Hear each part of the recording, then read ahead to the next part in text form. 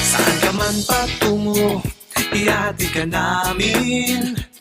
Basta't relax ka lang, kami bahala sa'yo. Saan kayo pupunta ng iyong mga kasama? Huwag kang mag-alala, siguradong enjoy silang matulog, kumain, gumala, may music pa. Tayo nang maglakbay, sumakay sa Montenegro. Tsak malilibang kayo sa bawat biyahe nyo.